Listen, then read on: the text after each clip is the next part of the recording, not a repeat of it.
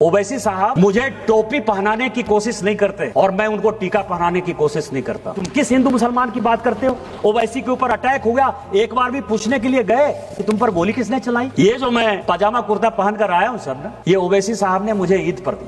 टोपी पहनने से मैं मुसलमान नहीं हो जाऊंगा और टीका पहनने से ओवैसी जो है वो हिंदू नहीं हो जाएगा। हम दोनों नदी की वो धार में राष्ट्रीय स्वयंसेवक संघ का कट्टर आदमी, हमारा मुसलमान के साथ किसी प्रकार का कोई रिलेशन नहीं हो सकता। लेकिन जब देश की बात आती है, ऑपरेशन सिंदूर की बात आई, तो हम और ओवैसी एक साथ थे और हमने और ओवैसी ने देश के बारे में जो बात कहा वो सबसे इंपॉर्टेंट है सर। कि जब सऊदी अरब हम लोग पहुंचे और वहां का विदेश मंत्री जब हम लोगों को कहा कि आपको पाकिस्तान के साथ बात करनी चाहिए और ओवैसी जब उसको समझाने में नाकामयाब हो गए तो उन्होंने कहा कि निशिकांत जी आपको बोलना चाहिए।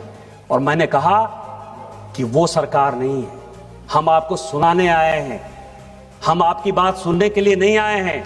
मनमोहन सिंह नहीं है हम कि 2008 में मुंबई बम ब्लास्ट हो गया और आपके कहने पर इसी सऊदी अरब के दबाव में, इसी अमेरिका के दबाव में, शर्म अल शेख में आपने जाकर समझौता कर लिया, एग्रीमेंट हो गया। पहली बार भारत सरकार ने कॉम्प्रोमाइज करते हुए यह बता दिया कि बलूचिस्तान में जो कुछ हो रहा है वो भारत सरकार का उसमें योगदान है।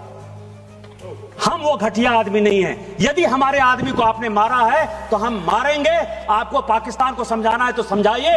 हम और ओवैसी ने कहा, क्योंकि जब ये नदी चलती है सर, हम नदी की दो धार हैं, लेकिन नदी गंगा सागर में जब मिलती है, समुद्र में मिलती है, तो वही भारत में अनेकता में एकता होती है। हम भारतीय हैं पहले, और यही बात कहने के लिए हम और ओवैसी साथ गए थे।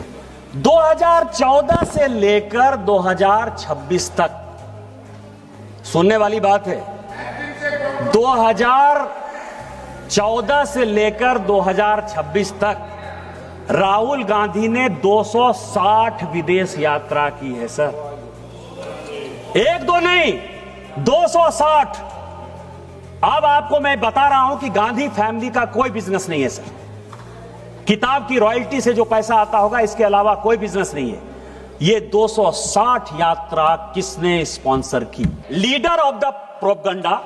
जब एक इग्नोरेंट आदमी एरोगेंस का शिकार हो जाए तो हमारे हिंदी में एक कहावत है कि फटा पोस्टर निकला हीरो, या लीडर ऑफ प्रोपगंडा इस तरह की हरकतें क्यों करते?